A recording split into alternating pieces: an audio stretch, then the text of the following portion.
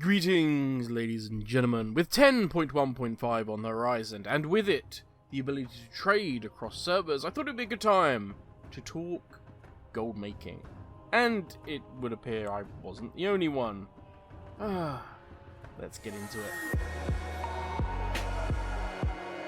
Now, of course, we have had cross-server auction houses for a little while now. But that has some funny little rules attached to it. If an item is considered stackable, then it is shared across all of the different server auction houses. But if it's a single item that cannot be stacked, well then it only applies to your server and its connected realms. For instance, potions and food are stackable, so therefore they are linked across all the servers. A BOE item from Raid isn't. Therefore, it can only be on your server. That means those items have extremely varied prices across all of the different servers. And that is where we can not only make a lot of savings, we can also make a nice little bit of gold as well. Now I'm going to use my priest here as an example. Little Disco has been working feverishly to try and get up to standard, so I can hopefully take her into Raid and take her into M+, before Season 2 actually ends.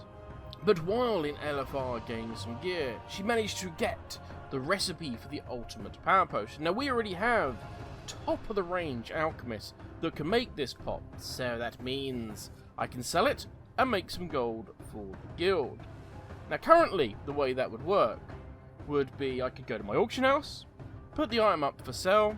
It would be for my realm alone as it's not a stackable item, and it will sell for maybe 100,000, 150,000, 200,000. Hey, that is not a bad bit of business for a plan that dropped in LFR. But if we jump over to the Oribus Exchange and we take a quick look, we can see that out of all of the servers, 150,000 gold is on the very low end. In fact, it's way near the bottom. So how can we make more gold? Well, currently, we would have to transfer this character to the desired server where the gold price is really good. Then sell the item, gain the gold, and transfer the character back. That is either probably all the gold we've made, just paying for the server transfer, or we actually have to pay out of our pocket with real money. Yeah, that is not ideal. So currently it would just be better to take the 150,000 gold and be done with it. If you flip this around and you want to buy something on another server, then it is a whole different headache. First up, we need to create a character on that new realm. Then we need to somehow get them gold. And this is where the current auction house comes in, because we can find a stackable grey item. And you would have seen this. If you've been on the auction house, you've seen random items for some reason for 150, 500,000, a million gold. You're like, who's crazy enough to buy that? The crazy person is the person that put it up on the auction house. Let's say you're on your main on Tarren Mill, but there's an item that is far cheaper over on Argent Dawn.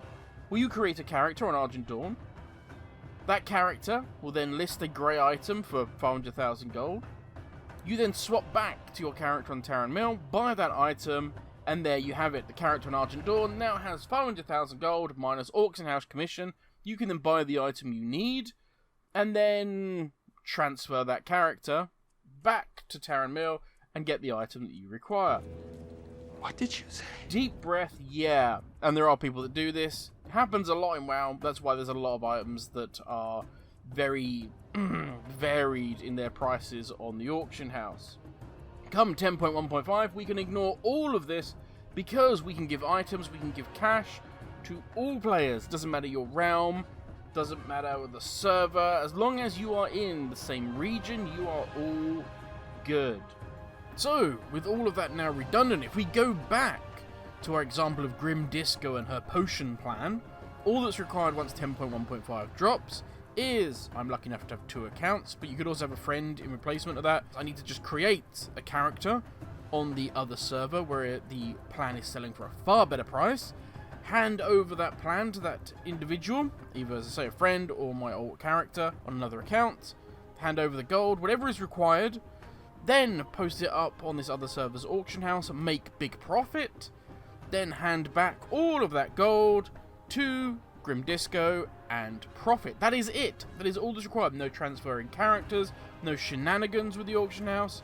This is a brilliant change for those that enjoy playing the auction house or just want to save some money.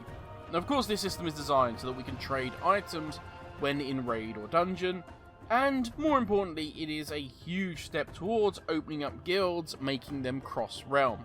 It makes no sense. If I can team up now with the Alliance, then why can't I team up with Hordes just because they're on a different server?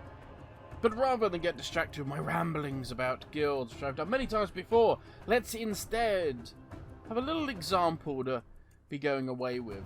This one is close to my heart as a former main Warlock player. The Tomb of the Lost Legion. This is the item, the book that starts the Greenfire questline for Warlocks. On average, it sells for around 50,000 gold. But it can go all the way up to 500,000. But when 10.1.5 finally drops, you can simply find a server that has it cheaper, send some gold to that server, buy it, and then give it to your main Warlock. Currently, the cheapest price for that book is not 500,000 gold, it is not 50,000 gold. That book is going for 5,000 gold, and there's 9 of them available. Yes, ladies and gentlemen, good times are ahead. Even if you're not interested in making gold, being able to buy mounts and quest items, hell, even transmog items for a fraction of the price, makes this a very good and very welcome change. But that is enough from me. Thank you for watching. Subscribe for more of my ramblings. Stay safe, and I'll catch you all in the next video. Laters, everyone.